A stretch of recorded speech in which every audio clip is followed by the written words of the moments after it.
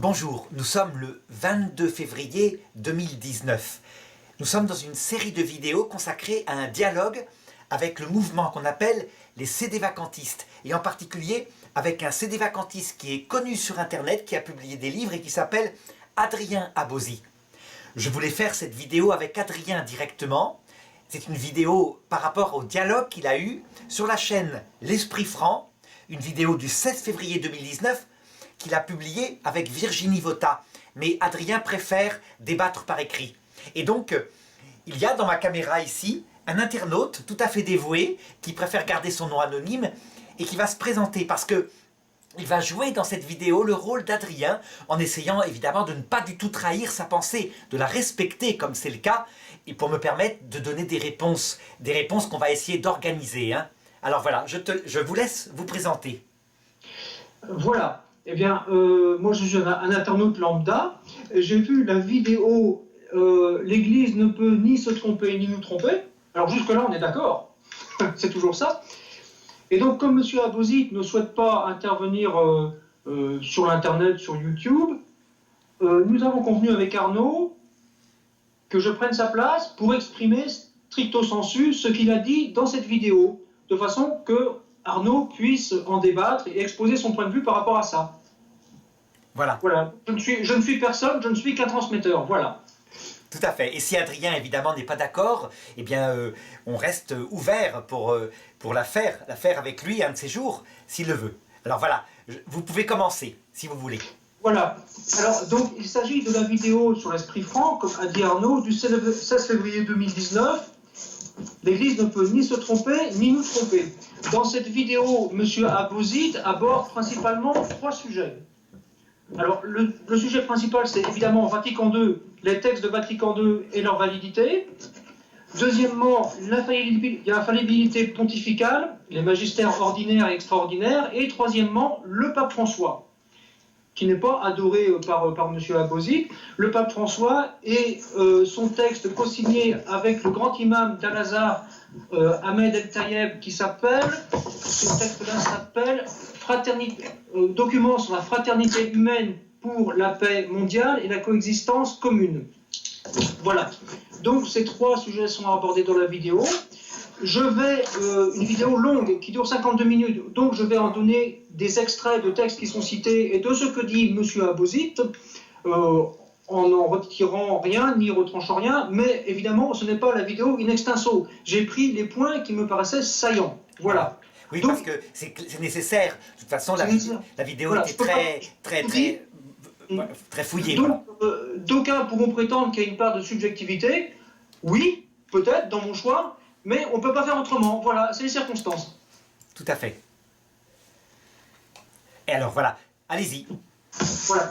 Donc, alors, je pourrais vous donner la chronologie par rapport à la vidéo, mais je ne pense pas que ce soit nécessaire. Non, c'est surtout le contenu principalement. Voilà. Alors, j'ai ma première note. Il s'agit des textes, une critique des textes de Vatican II, qui s'énonce comme suit.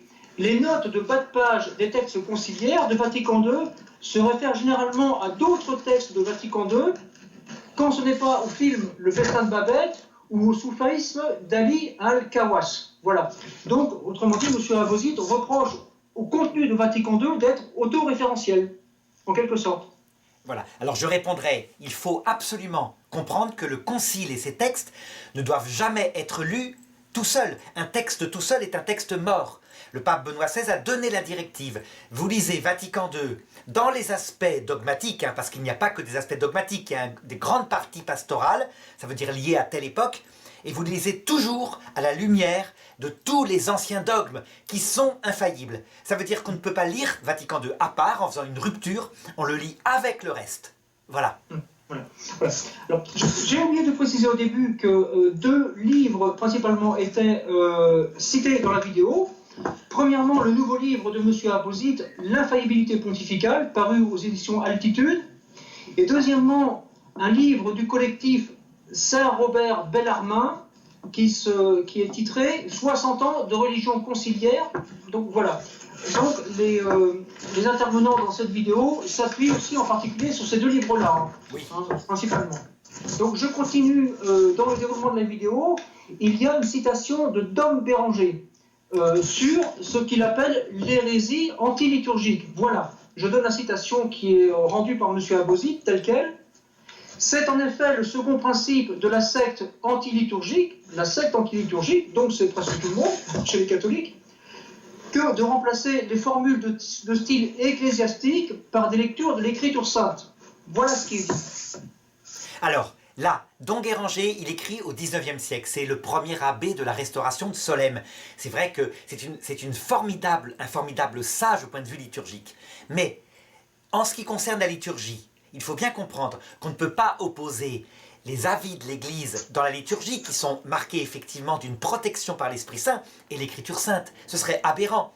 On dirait que l'Écriture sainte s'opposerait presque à la foi catholique. En réalité, l'Écriture sainte, les textes liturgiques, les textes du magistère, la tradition des grands docteurs de l'Église, etc., tout ça forme des canaux par lesquels l'Esprit Saint, qui est l'unique source, passe. Donc encore une fois, je dirais que diviser les choses comme ça, c'est ce que fait un petit peu ce qu'on pourrait appeler en grec le terme diabolos, une dialectique. Diabolos, c'est le rôle aussi du diable. Ça veut dire qu'au lieu d'unir et de chercher à regarder ce qui est cohérent, on a plutôt tendance, dans ce cas-là, évidemment, à opposer. Très bien. Donc je continue des citations de la vidéo. On aborde maintenant la lettre conciliaire Laudato Si. Donc voilà ce qu'en dit M. Abozit. Dans Laudato Si, il y a à la fois la thèse et l'antithèse dans le même texte. Dans Vatican II, c'est toujours par l'Église et le Christ que l'on peut atteindre le salut, mais en revanche, comme le Christ peut se trouver en dehors de l'Église catholique, en pratique, on peut donc obtenir le salut en dehors de l'Église catholique, ce qui est contradictoire avec le dogme. Ça, c'est ce que dit M. Abozit à ce sujet. Alors je vais répondre pour dire que d'abord Laudato Si, c'est une lettre du pape François après le synode sur la famille, mais qu'il faut bien comprendre qu'il y a deux façons de regarder les choses. Il y a premièrement ce qu'on appelle le dogme fondamental de toute l'Église depuis toujours. Seul le Christ sauve, et seul le Christ sauve par son Église catholique, pas dans le sens la chapelle, dans le sens l'union de charité que tous les hommes peuvent avoir avec le Christ. Ce qui fait qu'on est membre de l'Église universelle, catholique au sens fort, c'est pas seulement d'être baptisé par de l'eau, c'est de vivre de la charité. Bon, ça c'est confirmé par le Concile de Trente qui dit bien ce qui fait le salut, c'est la charité. Maintenant, on en a conclu, je dirais après le Concile de Trente, parce qu'il n'y avait pas les repères encore de Vatican II, en conséquence on en a conclu que tout ce qui n'était pas catholique conduisait en enfer. Et cette conclusion-là n'est pas une conclusion de l'Église, dans son magistère, mais c'est une conclusion d'un certain courant théologique, un courant théologique plutôt, je dirais, de néoscolastique, donc une école traditionnelle de l'Occident. Ce que le Concile Vatican II, justement, donne comme repère dogmatique pour compléter le premier, c'est qu'il ne faut pas conclure que du fait que seul le Christ sauve, il ne faut pas en conclure que les autres religions damnent obligatoirement. Ce n'est pas ce qui est raconté dans la Bible, dans l'Ancien Testament. Il faut dire qu'elles ne sauvent pas en elles-mêmes, mais qu'elles peuvent posséder en elles des éléments préparatoires qui certes ne sauvent pas, mais qui préparent tout de même le salut. C'est toute l'histoire de l'Ancien Testament. Regarde, quand Jean-Baptiste, qui est le sommet de l'Ancien Testament, qui n'est pas chrétien, c'est le sommet des prophètes juifs, Jean-Baptiste le dit, moi je ne possède pas le salut, je ne donne pas le salut, je ne suis pas capable de dénouer la courroie des sandales de celui qui va me suivre et qui va vous baptiser dans l'Esprit Saint. Qu'est-ce qu'il donne Jean-Baptiste? Il donne quelque chose de formidable, il donne la possibilité de se repentir. Sans encore aimer Dieu de charité, puisqu'on ne le connaît pas, mais déjà être humble, être modeste devant Dieu. C'est une préparation au salut, ça ne sauve pas. Eh bien, le Concile Vatican II, dans cette norme-là, dit, c'est très simple, les religions actuelles, c'est pareil, elles ne sauvent pas, aucune, sauf peut-être certains christianismes séparés parce qu'ils possèdent la possibilité de la charité, mais ils possèdent tous des dispositions au salut. Alors, comment le prouver? Ben, c'est évident. Regardez, par exemple, vous savez, les mages qui viennent à Noël, ce sont des magiciens, ce sont des sorciers, ce sont des gens qui font de l'astrologie. On se dit, mais comment Jésus peut-il faire venir des astrologues à Noël? Ben, très simple, parce que la Bible raconte qu'il y a très longtemps, au niveau du livre de la Genèse, un certain prophète qui était un sorcier de Satan, appelé Balaam, fils de Béor, Oui. alors qu'il était mandaté pour maudire Israël, a reçu une prophétie de Dieu quand même, qui disait « Un jour viendra de ce peuple, je ne le vois pas pour maintenant, mais viendra un sauveur, un roi qui fera paître son peuple sur le monde entier. » Eh bien, les sorciers, les astrologues l'avaient gardé, tout simplement. Donc il y avait bien disposition au salut dans l'astrologie. Voilà, voilà. Et ben, ce sont des précisions totalement essentielles. Alors, vous abordiez tout à l'heure la scolastique. Donc, l'intervention suivante a trait à la scolastique. Monsieur Abozid mentionne un livre de Johannes Dorman, L'étrange théologie de Jean-Paul II. Donc, sur le langage conciliaire en particulier, dans lequel Johannes Dorman prétend qu'on a rompu avec le langage scolastique, donc avec la tradition, on a rompu avec la philosophia perennis dans Vatican II. Voilà, donc c'est une rupture importante. Voilà ce qui est ajouté par M. Abozid pour retrancher Vatican II, quoi. Alors je réponds rapidement. Le grand problème qui s'est passé aussi bien à la fraternité sacerdotale Saint-Pédis que chez les sédévacantistes, ça a été de croire que saint Thomas d'Aquin était infaillible, que c'était le magistère quasiment. Et je comprends pourquoi ils ont fait cette confusion. Parce que saint Thomas d'Aquin ne s'est jamais trompé jusqu'au XIXe siècle, où là, l'Église a reconnu qu'il s'est trompé sur un premier point, l'Immaculée Conception de Marie, auquel il ne croyait pas. Il pensait que Marie avait été purifiée tout de suite après sa conception, mais la foi a dit non, non, elle est immaculée dans sa conception. C'est un détail, mais la première erreur. Dans tout le supplément à la somme théologique de saint Thomas d'Aquin, c'est-à-dire avant qu'il termine sa somme de théologie, il a eu une vision du Christ, il n'a plus voulu écrire, il voulait même brûler sa somme, il voulait brûler tout son travail, et frère Réginald, heureusement, l'en a empêché. Mais du coup, après sa mort, puisqu'il n'a plus voulu écrire, il y a eu des traités qui ont été écrits par des œuvres de jeunesse et aussi par ses disciples, sur le mariage, sur le sacrement de l'ordre et surtout sur l'eschatologie. Eh bien, tout ça, effectivement, l'Église s'en sépare. Mais il faut comprendre, déjà Pie XII se sépare du traité du mariage de saint Thomas d'Aquin, puisque saint Thomas d'Aquin dit « Le mariage, il a deux finalités, la reproduction et le remède à la concupiscence. C'est la sexualité des animaux. » À l'époque, oui. La sexualité des hommes, c'est pas ça.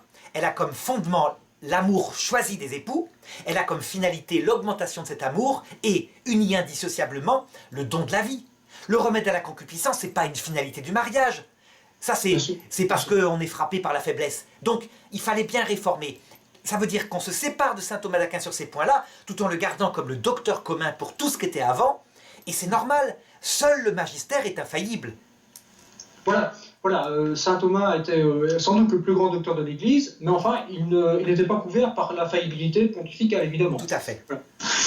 Et justement, la faillibilité pontificale, c'est le deuxième point important qu'on aborde dans la vidéo.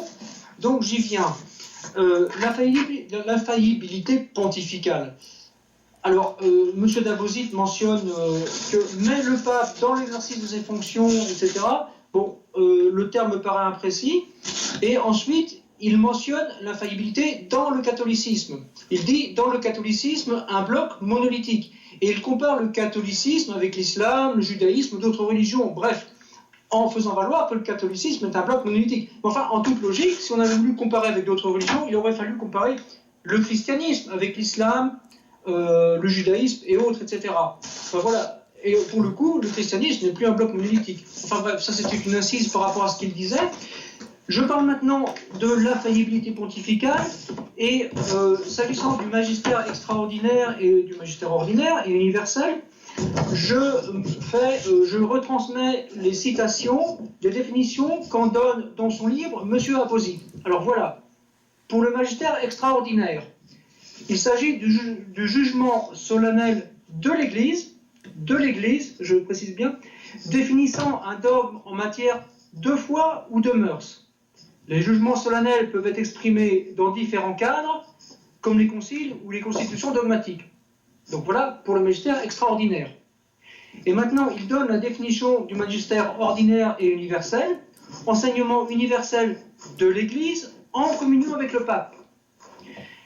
Son infaillibilité est consacrée dans la constitution dogmatique du Concile Vatican I, Dei Filius. Les instruments de ce magistère sont, par exemple, les encycliques, les catéchismes, les motus proprio, les exhortations apostoliques, les décrets, le code de droit canon ou la liturgie. Donc voilà ce que dit de façon générale M. Abosit sur le magistère extraordinaire et ordinaire et sur la faillibilité pontificale. Donc. Alors là-dessus, vraiment, il y a des manques de précision. Je crois qu'Adrien pense que tous les documents, y compris quand ils sont dans des encycliques et qui sont parfois pastoraux, c'est-à-dire qui parlent d'une situation concrète, engagent la faillibilité. Ce n'est pas vrai. L'infaillibilité, elle est engagée d'abord sur une matière précise. Il faut que ça concerne une doctrine universelle du salut. Je m'explique. Par exemple, la guerre est un mal. Quoi qu'il arrive, la guerre est un mal, mais parfois, à titre de moindre mal, on est obligé de la faire. La première partie, elle est une vérité universelle du salut. De morale d'ailleurs. Hein. La deuxième partie, parfois il faut faire la guerre. Eh bien, je dirais, elle changera un jour. Le catéchisme le dit, quand on sera enfin délivré de la nécessité de faire la guerre. Et donc un jour, comme c'est lié aux époques, à notre époque qui actuellement n'a pas de police internationale, un jour, sans doute, l'Église changera son catéchisme et dira « Maintenant, on peut enfin ne plus jamais faire la guerre ». Donc, il faut bien distinguer, l'infaillibilité n'est valable que sur la doctrine universelle. Ça veut dire que quand le pape Pie XII dit qu'il faut faire la guerre contre Hitler et qu'il prévient Staline de l'attaque de l'opération Barbarossa, c'est une opération pastorale, il aurait pu se tromper.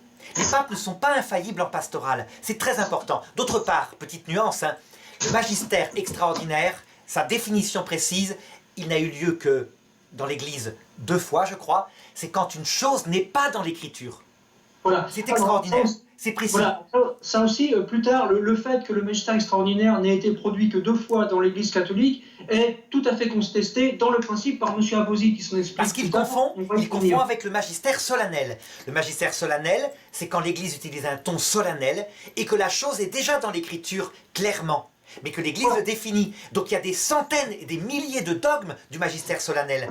Le dernier en date, il est dans une constitution pastorale de Vatican II.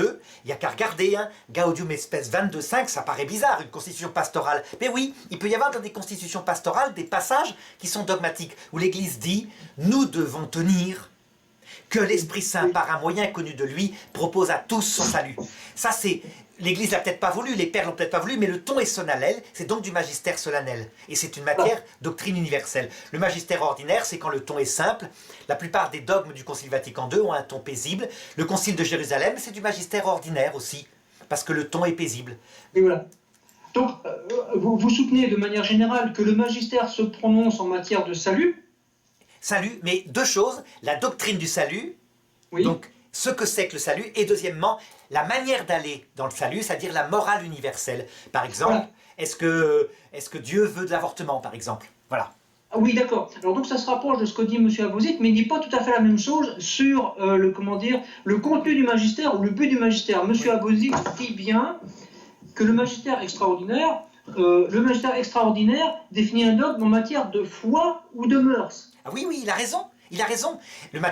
Donc, par exemple, les 2 fois où le magistère extraordinaire, a distingué du magistère solennel, il mélange un peu les deux, se sont exercés, c'est l'Assomption de Marie et l'Immaculée Conception de Marie, qui effectivement sont dans la tradition, mais pas dans l'Écriture. Par contre, magistère solennel, je vais vous donner le dernier dogme en date, c'est de Jean-Paul II, quand il dit « L'Église n'a en aucune manière le pouvoir de conférer le sacerdoce aux femmes ». Voilà, il engage solennellement, il dit afin que ça soit à jamais cru, parce que voilà, c'est comme ça. Donc c'est une doctrine universelle du salut. Très bien. Alors, je continue sur le magistère extraordinaire et ordinaire. M. Abosit a cité la définition de Monseigneur Fessler du magistère extraordinaire, qui dit, donc citation, « Le magistère extraordinaire, c'est cette branche du magistère qui est infaillible.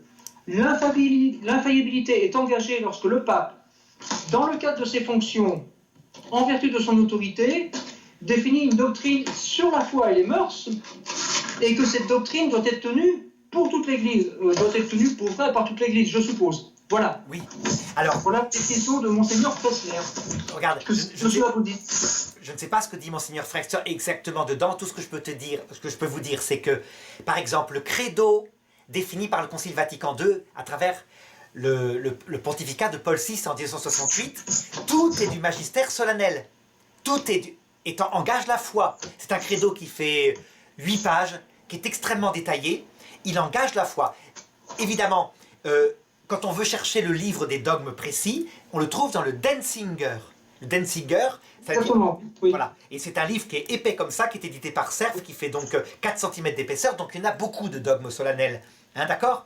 Oui. Dedans, ils mettent aussi le magistère ordinaire qui engage l'infaillibilité.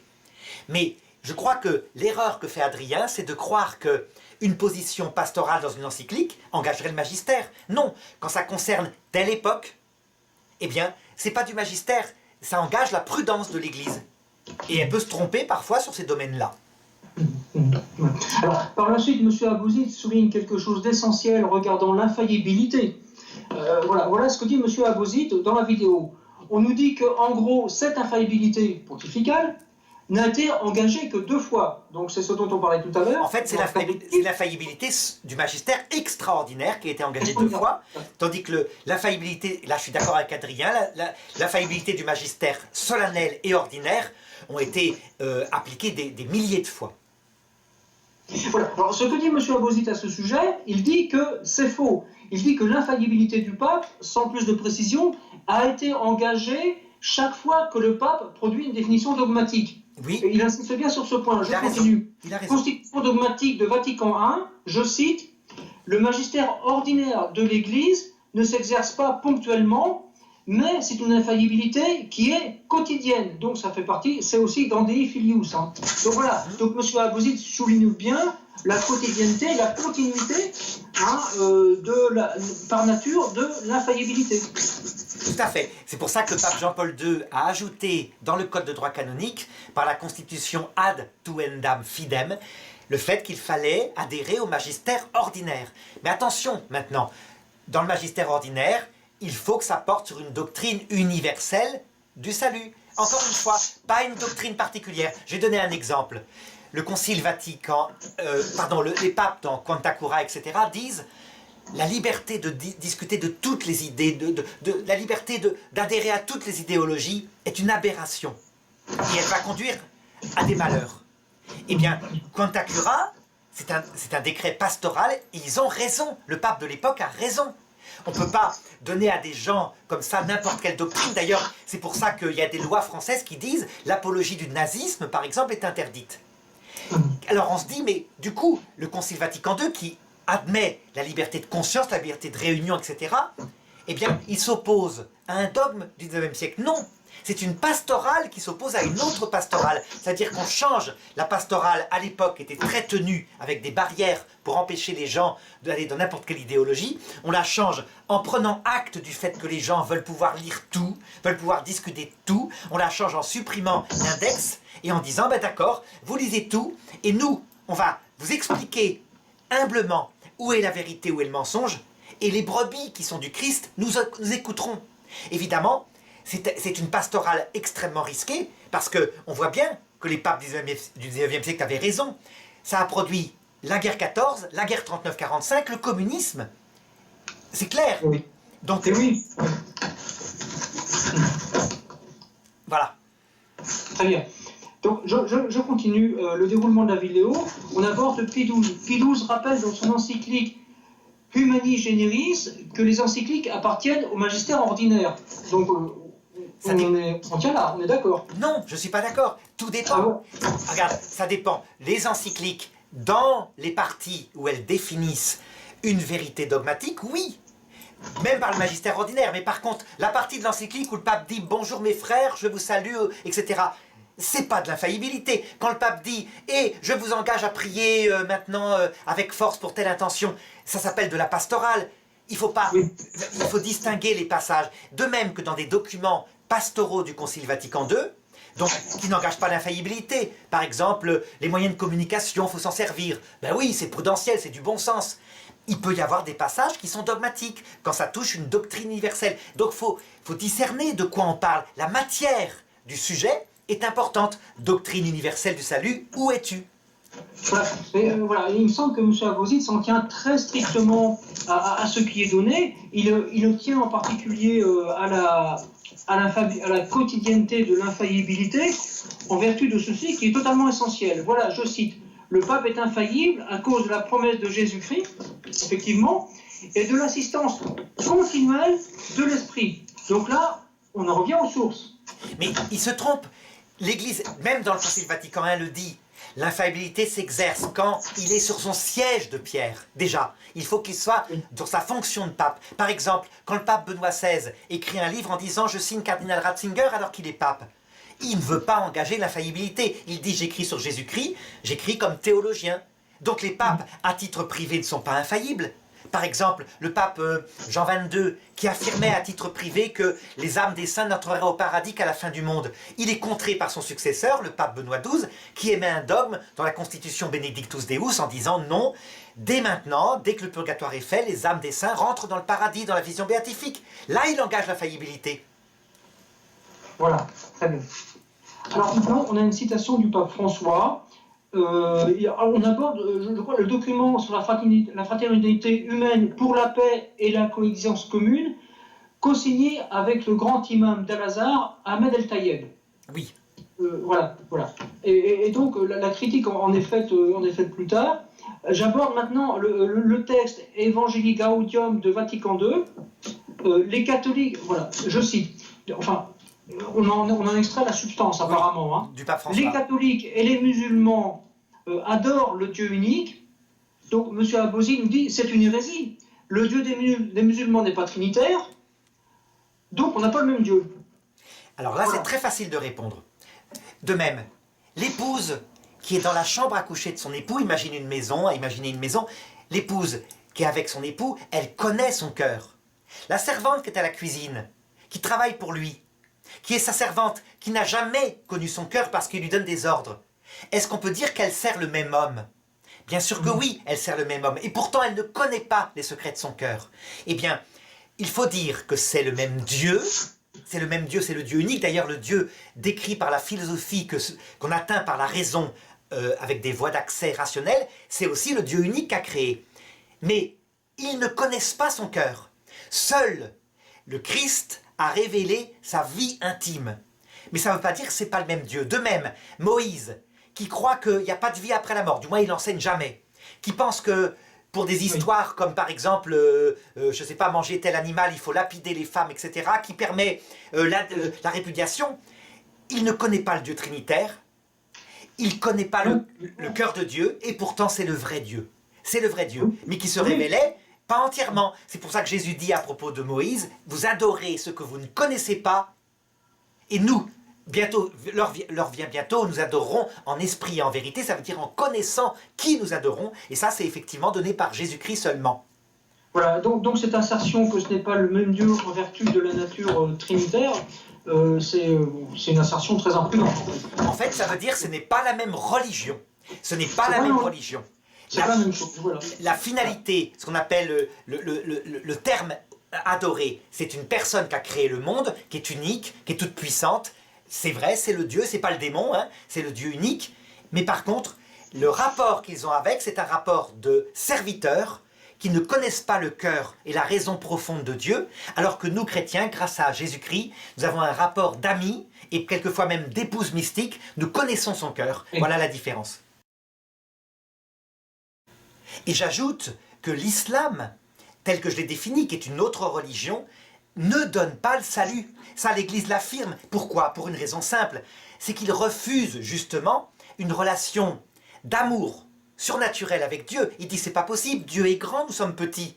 Or, le salut, définit le Concile de Trente, c'est cette relation d'amour intime. Donc, ils sont dans une disposition au salut. Il ne faut pas dire que c'est mauvais que de servir Dieu comme un serviteur aime et sert son maître. Mais ils ne l'aiment pas comme un ami intime, donc ils ne sont pas dans le salut tel que le définit notre Dieu fait homme, Jésus-Christ. Voilà. Alors, on continue sur le même sujet des religions sœurs. Il s'agit maintenant d'une citation de l'encyclique de Grégoire XVI, Summo Iugiter Studio. Donc, on insiste bien que c'est une encyclique sur les mariages mixtes, donc qui intègre le magistère ordinaire. Non, puisque c'est mais une encyclique, ça dépend. Et donc est infaillible. C'est la déduction que fait M. Aposit. Le mariage mixte est une situation pratique, Effectivement, qui intervient avec des circonstances de temps et de lieu et qui, en plus, peut être considérée de diverses façons selon les époques. Par exemple, pour ce qui est de Saint-Pierre et Saint-Paul, ils prennent des décisions par rapport à ça comme le privilège pétrinien, le privilège paulinien, etc., après une conversion d'un des membres du couple. Tu vois, des situations pratiques comme ça sont des situations prudentielles. Voilà. Oui, tout à fait. Donc ça n'engage pas, pas le magistère. Voilà. Mais voilà, le raisonnement de M. Abouzid, c'est, je remonte son raisonnement, c'est une encyclique, donc ça intègre le magistère ordinaire, donc c'est infaillible. Voilà son raisonnement, qui fait sans distinction des niveaux du discours, quoi, en fait. Tout à fait. C'est ça. Et donc, je donne la citation.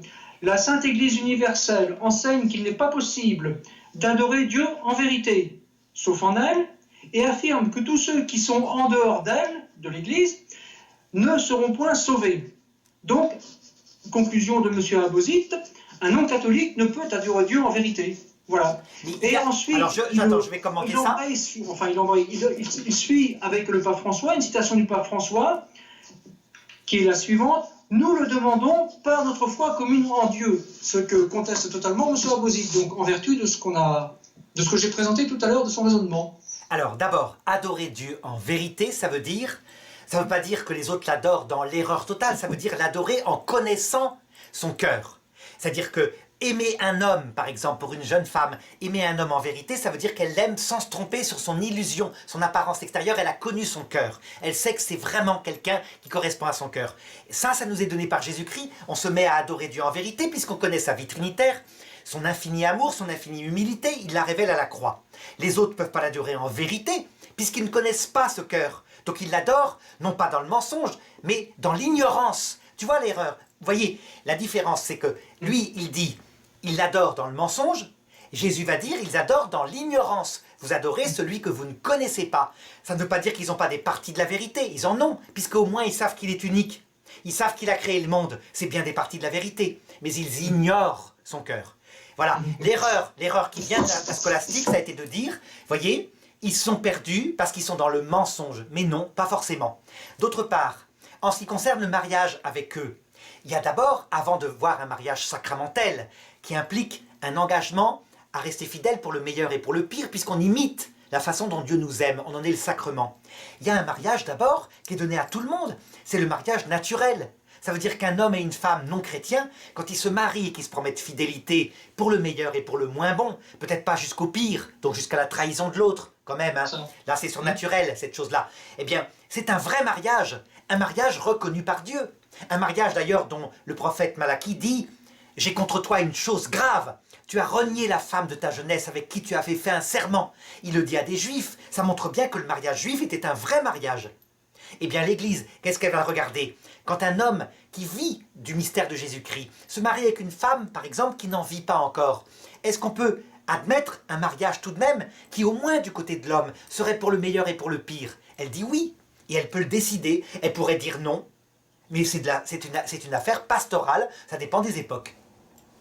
Alors, toujours sur le même sujet, M. Abouzid entend conforter son point de vue en citant une encyclique, l'encyclique de Pie XI, Mit brennende Sorge, oui. Que l'on connaît bien. Je donne la citation. La foi consiste à tenir pour vrai ce que Dieu a révélé et propose par son Église à la croyance des hommes. C'est la conviction solide des choses invisibles. Oui.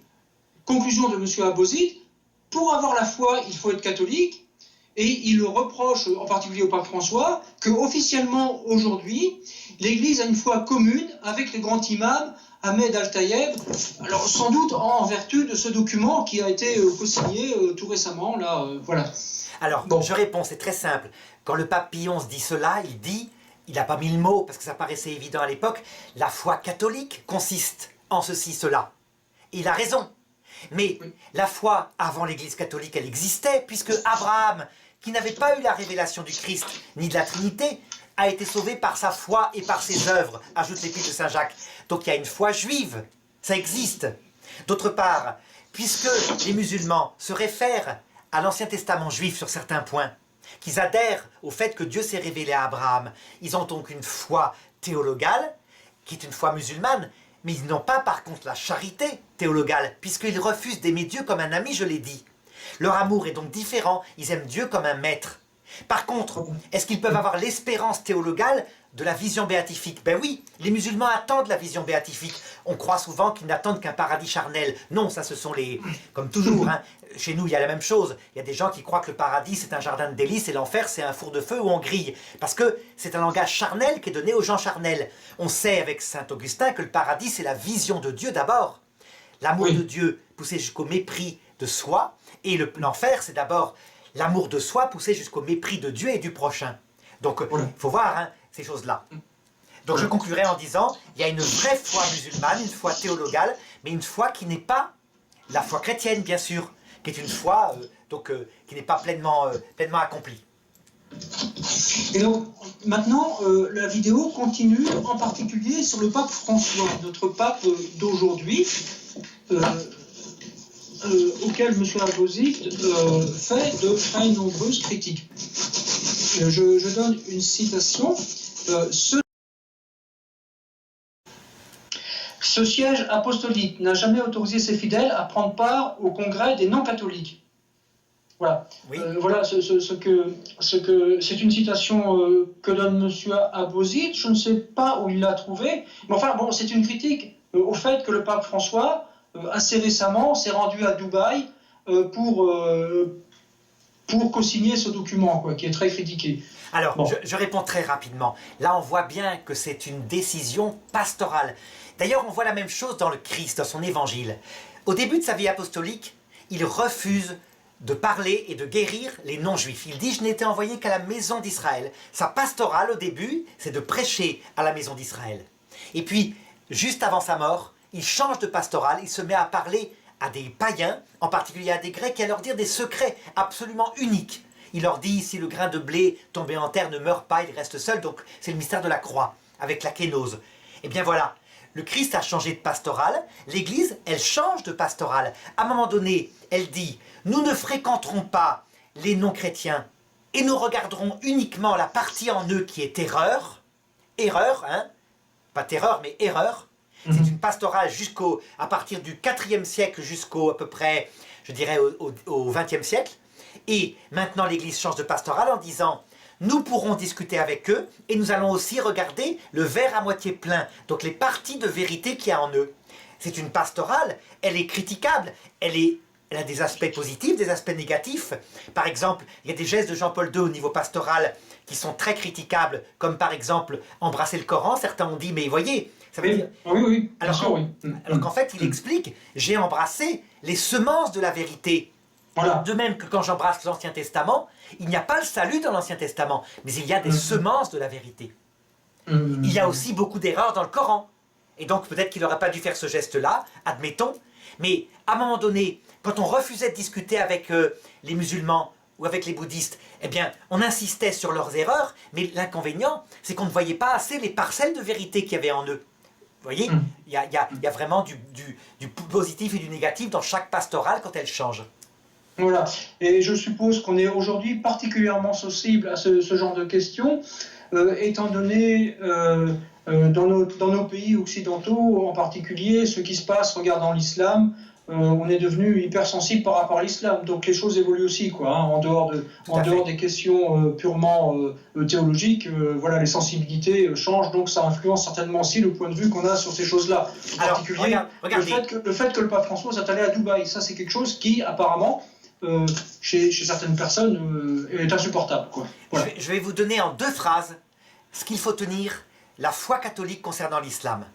Premièrement, l'islam ne sauve pas, parce que l'islam ne croit pas dans la Trinité du Christ, ne connecte donc pas le cœur de Dieu, refuse la charité, la relation de charité théologale, c'est clair. Oui. Premier point. Oui. Deuxième point, l'islam possède en lui des semences qui préparent à ce salut qui leur sera proposé par le Christ.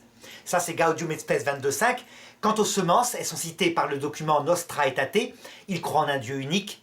Ils pensent que Jésus-Christ est le Messie, même s'il n'est qu'un homme, pour eux. Donc là, ils sont dans l'erreur. Il n'est qu'un homme, mais c'est lui qui viendra à la fin du monde. Ils pensent qu'il y a une justice qui sera donnée pour ceux qui se sont bien comportés et une punition pour ceux qui se sont mal comportés, etc. Ce sont des semences de la vérité. Voilà. Et donc, avec ces 2 points, on a finalement... un point de vue équilibré, un point de vue juste, donc c'est un point de vue raisonnable, quoi. Voilà. C'est le point de vue catholique. Quand on, Oui, quand on voilà, suit Benoît c'est XVI. l'entendement juste, effectivement. Tout à fait. Alors, on continue avec maintenant, on aborde plus précisément les faits concernant le pape François. Donc, M. Abouzid nous donne une citation du pape François. Le pluralisme et les diversités de religions, de couleurs, de sexe, de race et de langue sont une sage volonté divine.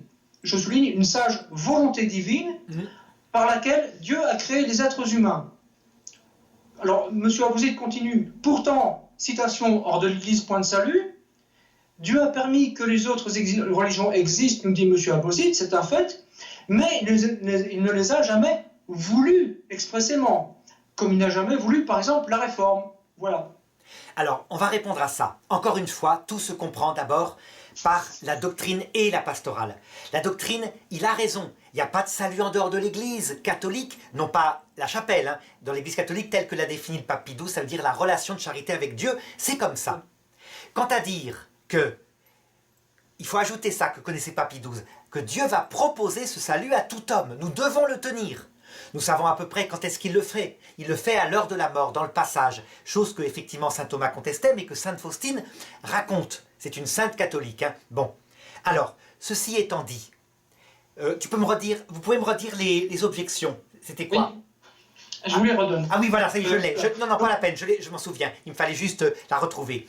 Oui. Ceci étant dit, Dieu peut-il, pour des raisons pastorales, la pastorale sur les hommes, diviser son saint peuple, si son saint peuple se comporte mal et développe de l'orgueil, donc conduit les âmes à la perdition? C'était la vraie question qui se pose. On le sait, il ne veut qu'une seule religion, il y a un salut dans une seule religion qui est la sienne, celle du Christ. Est-ce qu'il peut provisoirement vouloir diviser ce peuple parce qu'il se comporte mal? La réponse, elle se trouve déjà dès la Genèse avec l'histoire de la tour de Babel. Son peuple se comporte mal, Dieu divise les langues, il le veut. Il le veut non pas parce que c'est une volonté définitive, mais parce que provisoirement, il vaut mieux l'humanité divisée que l'humanité construit la tour de Babel. On a un deuxième exemple avec Salomon. Le peuple de Dieu, c'est le peuple hébreu. Il est unifié avec ses 12 tribus. Et Salomon se met à se comporter comme un pervers. Il adore les autres dieux et son peuple se met à adorer les autres dieux. Alors Dieu envoie son prophète et dit « Parce que tu as fait cela, je vais t'arracher 10 tribus. 10 tribus. Mais par égard pour ton père, David qui s'est repenti, je le ferai qu'après ta mort. » Donc c'est une volonté de Dieu. Et alors, est-ce que ça peut être pareil dans le Nouveau Testament par rapport à l'Église? Ben oui, puisque le peuple hébreu était le modèle sous forme charnelle de ce qu'est l'Église. Si l'Église, à un moment donné, se met, parce qu'elle est trop puissante sur terre, à se comporter avec orgueil, Dieu peut la diviser. Évidemment, la division va faire perdre, comme c'est le cas pour pour Israël, le peuple divisé, il va faire perdre la plénitude de toute la révélation. Donc par exemple, le peuple hébreu, divisé, s'est mis à adorer sur les montagnes, alors qu'il fallait adorer qu'à Jérusalem. Eh bien c'est pareil. Les orthodoxes ont perdu le magistère du pape, donc ils ont perdu 1000 ans de définition dogmatique, et les protestants, ils ont perdu en plus des grandes parties de la doctrine du salut, comme par exemple le salut par la charité, la communion des saints, le fait que les saints du ciel prient pour nous, etc. Eh bien, si Dieu provisoirement le veut, parce que ça permet à l'Église d'être moins orgueilleuse, ça ne veut pas dire que c'est une volonté définitive, ça veut dire que c'est une pastorale provisoire, et Jésus le dit, à la fin, il viendra, et il n'y aura plus qu'un seul troupeau, un seul pasteur. Quand est-ce qu'il fera ça? Ben à son retour, à l'heure de la mort. Quand on voit que, effectivement, les protestants voient que Jésus-Christ est accompagné des saints et des anges, ils deviennent instantanément catholiques, puisque la vérité est manifestée dans le passage. C'est pas après la mort, hein, c'est à l'heure de la mort. Et là, évidemment, il le dit, il balayera tous les antichrists, tous les erreurs en nous, d'un seul coup. Ce qui nous restera, par contre, c'est de l'humilité et l'amour. Est-ce qu'on le choisira à ce moment-là? Ça, c'est autre chose. Voilà, c'est ça. Alors, je fais maintenant, M. Abouzid fait un petit aparté regardant strictement le sédévacantisme. M. Abouzid nous dit « Je ne suis pas sédévacantiste, en fait.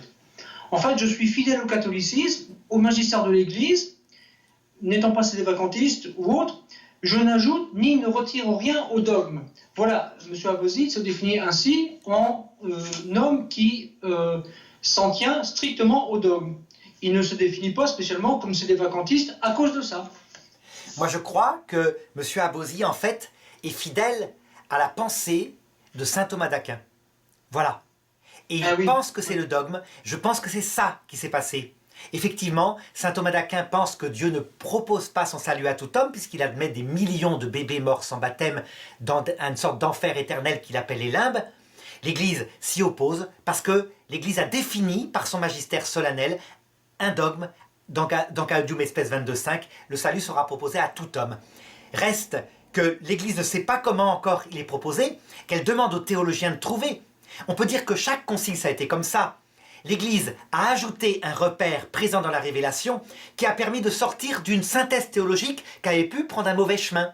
Donc plutôt que de quitter l'Église et de dire « je reste fidèle à la doctrine catholique », il faut dire « d'accord, sur ce point-là, la scolastique s'était trompée et je vais essayer de refaire avec tous les dogmes, à savoir ça doit se passer avant la mort, après la mort, un homme qui n'a pas la charité est aussitôt conduit en enfer, Constitution Benedictus Deus ». Il faut savoir comment ça se fait. Et la chose est simple, c'est très simple. On le dit dans le « Je vous salue Marie » tous les jours. Priez pour nous, pauvres pécheurs, maintenant et à l'heure de notre mort. Ça se passe à l'heure de notre mort, dans le passage. C'est pas plus compliqué que ça. Et alors là, tout devient simple, tout devient clair, et les dogmes, sans exception, prennent leur valeur. On aborde ensuite l'exhortation apostolique Amoris Laetitia. À l'été 2017, un groupe de clercs et d'universitaires conciliaires ont écrit les Dubia, autrement dit les Correctio Filialis de Heresibus Propagatis. Une lettre de 25 pages est remise à François le 11 août 2017, puis, suite à sa non-réponse, est transformée en lettre ouverte. Alors, en voilà des extraits qui sont donnés dans la vidéo. Le pape a soutenu 7 propositions hérétiques par rapport au mariage, à la vie morale et à la réception des sacrements. Autre citation, le pape n'a pas déclaré que ces positions hérétiques sont des enseignements définitifs de l'Église. Pourtant, ce sont des enseignements, donc logiquement, théoriquement, un texte infaillible, nous dit M. Abauzit. Bon. Troisième citation, les fidèles se font la réflexion que les propres déclarations de votre sainteté ne peuvent jouir d'une plus grande autorité que celle des papes antérieurs, de telle sorte que l'authentique magistère pontifical souffre d'une blessure qui pourrait être très longue à guérir. Et donc, M. Abauzit souligne qu'il est impossible que le magistère ait une blessure, car le magistère est infaillible. Donc voilà, M. Abauzit critique la position du pape François et se réfère à ces doubias, là, je vais en donner d'autres plus tard. Alors, je crois que ces théologiens-là ont le même problème. Ce sont des grands théologiens, ce sont des cardinaux, mais très souvent, pour les cardinaux fidèles à l'Église et qui sont thomistes, il y a une très grande difficulté à distinguer la doctrine universelle et la pastorale. Je vais donner un exemple. Doctrine universelle, comment dirais-je, le sacrement de mariage est indissoluble. Doctrine universelle, hein, jamais un sacrement de mariage valide n'a été dissous, jamais. Jamais. On a des déclarations en non-validité du mariage, etc.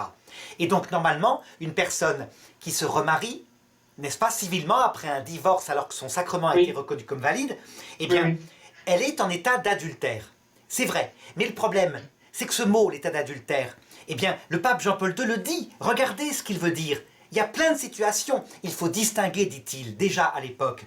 La situation d'une personne, par exemple, qui a été gravement abandonnée, qui n'a rien fait de mal, qui n'a pas trahi son mari, et par exemple elle a des enfants, et puis au bout de, mettons, 10 ans, lui, le mari est parti, s'est marié avec quelqu'un d'autre, il se fiche d'elle complètement, au bout de 10 ans, parce que son sacrement a été reconnu comme valide, parce que à l'époque, le mari n'était pas comme ça, il a trahi après, au bout de 10 ans, parce qu'elle ne s'en sort pas avec les enfants, elle se met avec un autre mari, qu'elle se marie civilement, etc., uniquement pour les enfants. Eh bien, le pape François dit, elle reste, évidemment, comment dirais-je, en état, par rapport à son premier mariage, elle reste en état qui ne va pas, mais il peut arriver dans certaines circonstances où, parce qu'elle a une attitude très humble, un peu comme le publicain, en disant « Seigneur, je fais ce que je peux, tu me connais », que le prêtre va prendre une décision concrète, là, sur le terrain, de lui donner quand même la communion.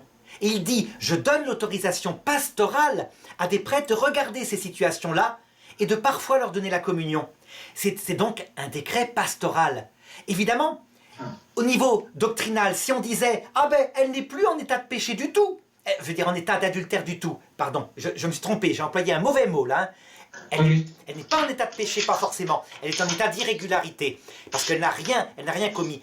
Et le pape Jean-Paul II dit, la situation est très différente quand, par exemple, une femme ou un homme trahit un mariage qui est très solide, c'est-à-dire un conjoint qui n'a rien fait de mal, se met avec un amant et prétend communier. Là, c'est un état de péché mortel, puisqu'il y a eu trahison au sens fort de quelqu'un qui n'avait rien fait de mal. Un mariage vraiment où la personne avait confiance, etc. Il faut distinguer les cas. Donc, il prend des décisions en mettant une liberté pastorale qui, à mon avis, ne durera pas. Parce que les jésuites ont déjà essayé ça, avec ce qu'on appelait la casuistique au XVIe siècle. Oui, oui. Eh bien, la casuistique, ça s'est écroulé, c'est trop compliqué. Il y avait des cas trop compliqués dans la vie humaine. Et bien là, en mettant une liberté à des prêtres, je crois que ça ne durera pas parce que des prêtres, quelquefois, ne comprennent pas ce que c'est que le sacrement de mariage. Donc, il y en a qui prendront des décisions dans n'importe quel sens. Et donc, à mon avis, le prochain pape réformera la pastorale en question. Mais la pastorale, elle n'est pas infaillible. Le pape François a pris une tentative pastorale. Ben, on verra ce que ça donnera. Voilà, voilà. Alors, on aborde maintenant toute autre chose. Le problème du modernisme, c'est encore une citation. Le sens catholique de la révélation est souvent nié par les théologiens contemporains. Citation. Donc, M. Abozit souligne pas par certains, mais par les. Donc, les théologiens actuels, en fait. M. Abozit nous dit que les théologiens actuels, du fait de cette citation, sont hérétiques. Alors, bon, je n'ai pas la référence de la citation. Enfin, c'est l'affirmation qui est... oui. Qui est dans la vidéo, quoi. Redites-moi l'affirmation, redites-moi précisément ce qu'il a affirmé, que les théologiens actuels disent quoi? Alors, le problème du modernisme, le sens catholique de la révélation est souvent nié par les théologiens contemporains. Donc, M. Abozit commente, pas par certains, mais par les théologiens. Donc, tous les théologiens sont entendus. En fait, donc, pour être précis, Abozit, les théologiens actuels sont hérétiques. Je n'ai pas la source de la citation, pardon. D'accord. Alors, bon, pour être précis, là où il a raison, c'est que une génération de théologiens qu'on pourrait qualifier de progressistes, de 68ards, a falsifié le Concile Vatican II et s'est mis à dire que tout le monde avait le salut, que le salut était dans l'islam, que nous irons tous au paradis parce que c'est comme ça. Ça, ce n'est pas effectivement la théologie catholique. C'est une théologie qu'on pourrait dire de mai 68. Mais il faut bien comprendre que la théologie catholique, soutenue par tous les papes, par les théologiens qui vraiment ont regardé Vatican II, elle consiste à dire effectivement que le salut n'est que dans l'Église catholique, parce que c'est elle qui a reçu la plénitude de la révélation, que c'est le Christ qui vient par sa grâce en elle. Elle n'en fait pas une cause d'orgueil, puisqu'elle maintient aussi que le Christ fait pleuvoir, non pas sa grâce sanctifiante, mais des grâces provisoires, des grâces qui préparent le cœur sur d'autres religions, afin d'un jour de les amener à son salut. Effectivement, on a ajouté une chose là, mais tout en maintenant l'ancienne doctrine, à savoir que après la mort, on le verra au paradis. Tous les gens, les musulmans sauvés, seront catholiques. C'est comme ça. Catholiques dans le sens profond du terme. Ils reconnaîtront Jésus-Christ comme Dieu, ils adoreront la Trinité. C'est évident puisque c'est Dieu et qu'il est comme ça. Voilà. Et donc, maintenant, on en vient à une nouvelle citation du pape François. Citation donc. Et aujourd'hui, luthériens et catholiques, avec tous les protestants, nous sommes d'accord sur la doctrine de la justification. Sur ce point si important, lui ne s'était pas trompé. Alors lui, je suppose que c'est Luther. Donc voilà, cette citation du pape François est aussi très fortement critiquée par M. Abozit. En fait, c'est un décret pris avec une petite branche des protestants, que les évangéliques refusent d'ailleurs. Il consiste à dire que, en fait, sous le mot foi, Luther entendait charité. Dans ce cas-là, évidemment, si ces luthériens-là ont signé un accord avec l'Église catholique, eh bien, on est d'accord avec eux. Parce que le Concile de Trente a consisté à dire que la foi seule, dans le sens de la foi parfaite mais sans la charité, comme le dit saint Paul, quand j'aurai la foi plénière, mais si je n'ai pas la charité, je ne suis rien. Donc le Concile de Trente avait dit, la foi seule, même plénière, ne sauve pas. Et ça reste la foi catholique. Maintenant, si une branche qui s'appelle les luthériens actuellement dit, en fait, on entendait par foi plénière la foi qui produit la charité, et donc qui agit, eh bien dans ce cas-là, d'accord, pas de problème. Oui, on est d'accord, bien sûr. Mais c'est un décret pastoral, et malheureusement, les protestants étant divisés en de multiples églises, évidemment, on pourrait dire 90% des protestants refusent cet accord. Voilà. Donc, Maintenant, on continue sur ce sujet. Le 15 janvier 2016, un groupe de luthériens finlandais ont reçu la Sainte Communion au cours de la célébration d'une Sainte Messe ayant eu lieu en la basilique Saint-Pierre. Voilà. Donc, dixit M. Abauzit, des hérétiques sont admis à l'Eucharistie, ce qui est condamné par Pie XI dans Mortalium Animus. Réponse, c'est un acte pastoral.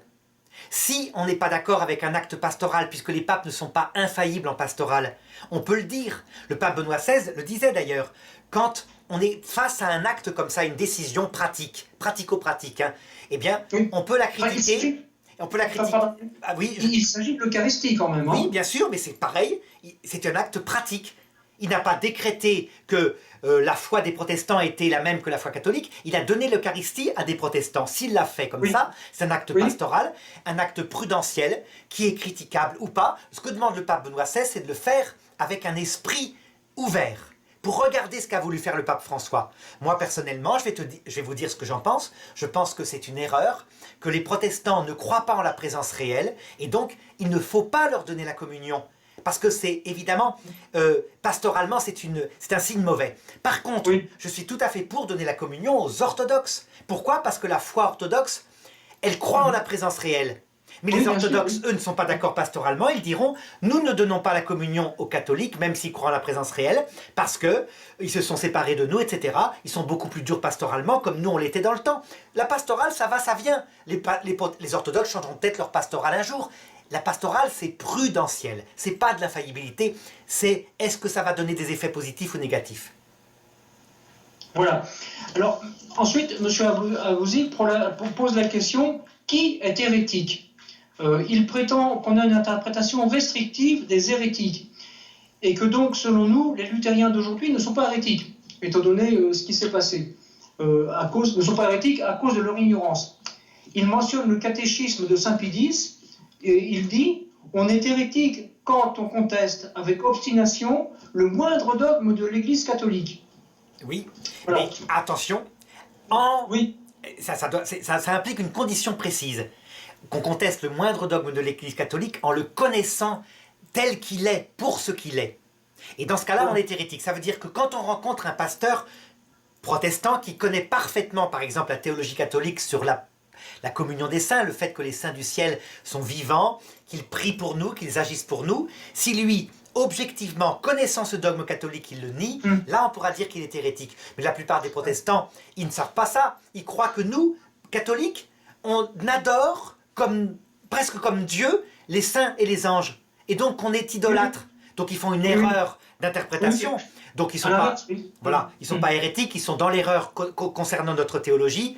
Voilà. Ben nous, on doit faire le même effort vers eux pour connaître leur théologie, pour leur expliquer qu'ils se trompent. Nous n'adorons pas la Vierge Marie, nous la vénérons d'un culte de dulie, ça veut dire d'un culte d'honneur, et que jamais sur terre, les gens n'ont adoré Jésus, tant qu'il était sur terre. Pourtant, il était vraiment Dieu, tout simplement parce que pour adorer Jésus d'un culte de latrie, il fallait qu'il parte dans l'autre monde. Voilà, on leur explique aux protestants, et là les protestants se grattent la tête, et quand ils sont honnêtes, ils disent « Ah bah oui, d'accord, on vous comprend mieux », etc. Voilà. Et voilà, mais c'est là où M. Abauzit conteste notre point de vue de catholique conciliaire, en disant que pour nous, les luthériens d'aujourd'hui ne sont pas hérétiques à cause de leur ignorance, et c'est quelque chose que M. Abauzit, ayant cité le catéchisme de Saint Pie X, n'admet pas. Non, voilà. Il a tort quand on est dans l'ignorance d'une doctrine, qu'on est de bonne volonté, on n'est pas un hérétique, on est d'une autre confession. Par contre, quand on la connaît parfaitement et qu'en connaissance de cause on la conteste, par exemple, moi je dirais que Adrien Abauzit, est-ce que Adrien Abauzit est un hérétique pour moi? Non, je ne pense pas. Je pense qu'il a une vision du Concile Vatican II à travers ce que le pape Benoît XVI appelait le faux concile, c'est-à-dire le concile de mai 68. Voilà, c'est ça. Très généralement, oui, sans doute, oui. Tout à fait. Et donc, maintenant, on aborde, pour finir, la lettre conciliaire Laudato Si, que M. Abauzit considère comme étant un texte panthéiste. Alors, il y a différents points que je vais donner successivement, et vous allez réagir quand vous interviendrez en cours, quand vous voulez. Oui. Donc, on a la citation du point 80. Je cite, il, sous-entendu le Créateur, est présent au plus intime de toute chose. Alors donc M. Abauzit nous dit qu'il n'y a plus de séparation, suivant ce point-là, entre la créature et le créateur. C'est ce qu'il comprend de cette citation. Alors je réponds rapidement. Hein. Il y a deux façons de regarder l'immanence de Dieu à la créature. D'une façon panthéiste, ça veut dire de dire le monde est Dieu, carrément. C'est ce que font les hindouistes, c'est ce que font les bouddhistes. Et il y a la façon catholique, qui consiste à dire que Dieu est autre chose que sa création, puisque Dieu est éternel, infini, etc. Mais que chaque atome, il le porte dans l'être, au point que s'il arrêtait de porter dans l'être un seul atome, cet atome aussitôt retourne au néant. Et donc Dieu est plus immanent à nous-mêmes que nous-mêmes. Oui. Ce qui ne veut pas dire qu'il n'est pas en même temps transcendant. Il est autre chose que nous-mêmes et pourtant il est présent à l'intérieur de nous-mêmes. Ça, c'est pas hérétique, c'est catholique. C'est la position catholique. Et c'est une position subtile et puis qui est certainement difficile à saisir, en fait. Hein. C'est certain. Hein. Voilà. Donc, toujours dans le même point, autre citation, cette présence divine qui assure la permanence et le développement de tout être est la continuation de l'action créatrice. Voilà. Donc, citation du point 80. Et M. Abauzit, je crois, conteste également ce point de vue. Alors, regarde, quand Dieu a créé le monde, il n'a pas fait un acte créateur, puis après, il s'en va se balader. Il crée à chaque instant les êtres, au point que s'il arrêtait de me créer moi maintenant, instantanément, c'est pas que je retourne à de l'énergie, à du vent, selon la formule rien ne se perd, rien ne se crée, c'est que je disparais dans mon être. Mon être, flouf, a disparu. Voilà, parce qu'il me porte dans l'être, c'est un acte créateur éternel, c'est comme ça. Et ça, c'est fondamentalement la foi catholique. Je pense que, encore une fois, il confond l'immanence des bouddhistes qui font de Dieu, enfin du monde Dieu, et l'immanence du créateur transcendant qui est révélé déjà chez les juifs. Alors ensuite, il y a la citation du point 233 qui nous permet de continuer dans ces considérations subtiles. Je cite, « L'univers se déploie en Dieu, qui le remplit tout entier. » Voilà la citation. Donc M. Abauzit nous dit que c'est à comparer avec, dans Mitbrennen de Zorge, citation de Mitbrennen de Zorge, quiconque identifie dans une confusion panthéistique Dieu et l'univers, abaissant Dieu aux dimensions du monde, ou élevant le monde à celle de Dieu, n'est pas de ceux qui croient en Dieu. Fin de citation. M. Abauzit voit dans cette citation de Mitbrennen de Zorge quelle est une contradiction de ce que donne le pape François au point 233 de la lettre conciliaire, que je cite à nouveau, « L'univers se déploie en Dieu, qui le remplit tout entier ». Donc c'est le même type de question que ce qu'on a abordé au point précédent. Voilà. Donc dans le premier point, ce que dénonce le pape dans Mitbrennen der Sorge, le pape Pie XI, c'est ceux qui font de l'univers Dieu, qui font de l'humanité Dieu, au point de l'adorer, de la nation Dieu, de la race Dieu. Donc là, c'est vraiment comme ça. Alors que la position catholique, elle est de dire que Dieu, le Créateur, se manifeste à travers toutes ses œuvres. La beauté des créatures manifeste en les regardant qui est le Créateur. C'est de cette façon-là que l'œuvre de Dieu est un déploiement de l'action de Dieu. Mais ça ne veut pas dire que Dieu est son œuvre. C'est pas vrai. Dieu a créé son œuvre. Voilà. Je cite maintenant le point 238 de la lettre conciliaire. Citation.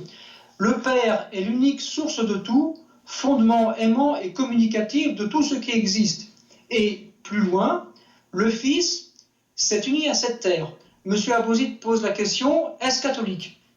Bien sûr. Alors, il ne s'est pas uni à cette terre pour faire de la terre son être. Hein. Ça serait absurde. Voilà. Non, il s'est uni à cette terre en prenant une humanité sainte. Et cette humanité sainte a habité parmi nous.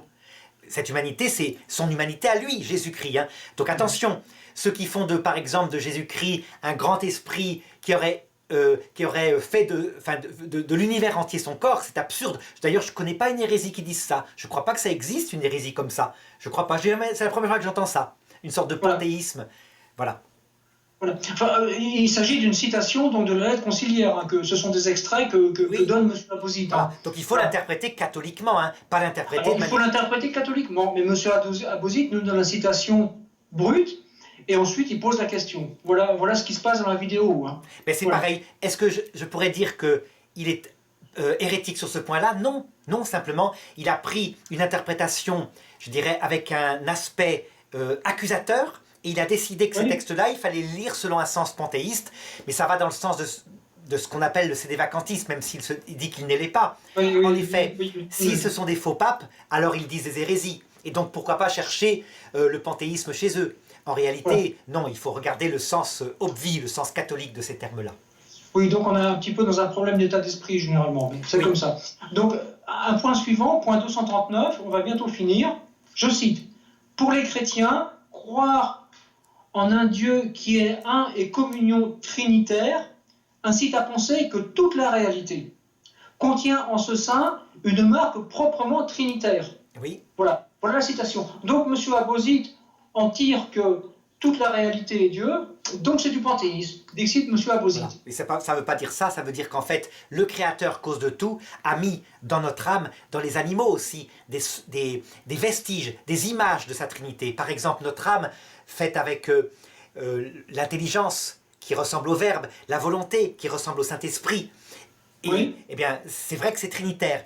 De même, le couple humain, homme, femme, enfant, ressemble quelque part, par vestige, au Père, au Fils, dont l'amour est fécond. Et cet amour s'appelle le Saint-Esprit. Voilà, c'est ces vestiges-là que tous les pères de l'Église ont développés, que quelquefois il faut manier avec précaution, mais c'est rien d'autre que ça.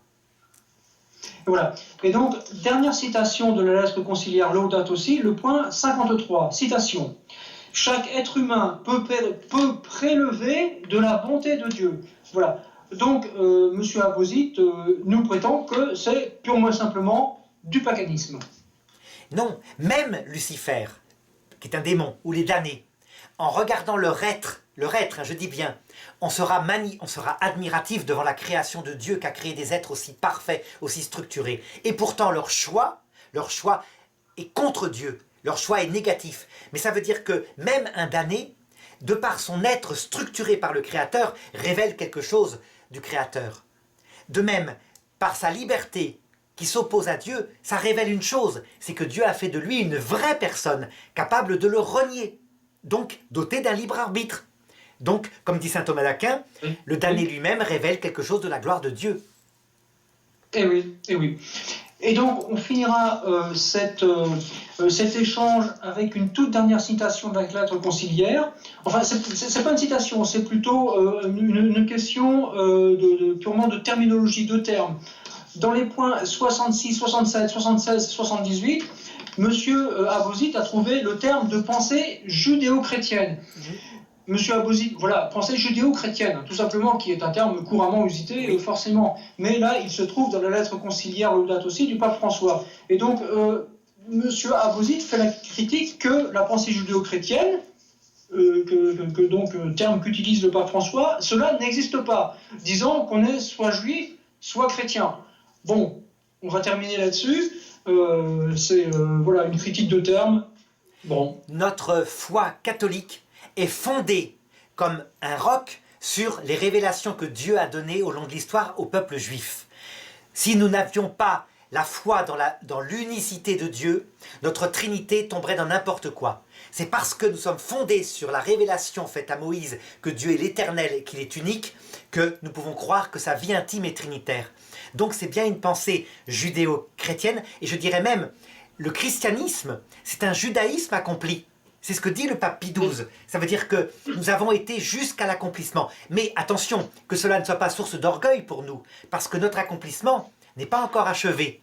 L'accomplissement que nous aurons, c'est au retour du Christ dans sa gloire, lorsque nous verrons face à face sa gloire, et les Juifs seront avec nous pour la voir. Alors là, on verra. Ceux qui, ayant reçu la plénitude de la révélation, c'est notre cas, nous chrétiens, auront développé de l'humilité et de l'amour. Ceux-là seront les plus grands, non pas parce qu'ils auront été juifs durant leur vie terrestre, mais parce que le plus humble, le plus aimant sera le plus grand. Donc s'il y a quelque part un athée qui, voyant le Christ à l'heure de sa mort, ayant beaucoup souffert de son athéisme, mais ayant développé des actes bons humainement, qu'est-ce que fera le Christ? Il lui dira, dans l'évangile c'est marqué textuellement, « J'avais faim, tu m'as donné à manger, j'avais soif, tu m'as donné à boire. » Et eux répondront, « Mais on ne te connaissait pas, quand est-ce qu'on t'a donné à manger et à boire ?» Vous l'avez fait, à chaque fois vous l'avez fait un de ces petits kémiens. Ça veut dire que Jésus, loin de maudire les actes bons de ceux qui ne le connaissent pas encore, se fera leur avocat. Et eux, ces hommes-là, parce qu'ils auront le cœur bon, quand ils verront le Christ, ils se précipiteront vers lui pour l'aimer, en disant « On ne te connaissait pas, c'est merveilleux, tu existais donc !» Voilà, Il faut bien le savoir, ça. Donc, ne pas se vanter de la grâce qu'on a reçue, mais au contraire, en rendre grâce à Dieu. On est chrétien, c'est formidable, et on doit l'annoncer aux autres, c'est une bonne nouvelle. Merci beaucoup Arnaud pour vos réponses éclairantes. Merci à vous, hein. C'était vraiment bien. Le résumé que vous avez fait était parfait. Alors évidemment, comme la vidéo avec Virginie était un petit peu, donc partant dans beaucoup de critiques comme ça, on n'a pas eu je dirais, une chose organiquement faite. On a pris plutôt les objections une par une. Mais j'espère que malgré tout, ça permettra de les régler. Voilà, j'espère aussi, voilà. Merci à vous, hein. Donc je poste ça ce soir. Merci beaucoup. Très bien. Bonne soirée. Bonsoir.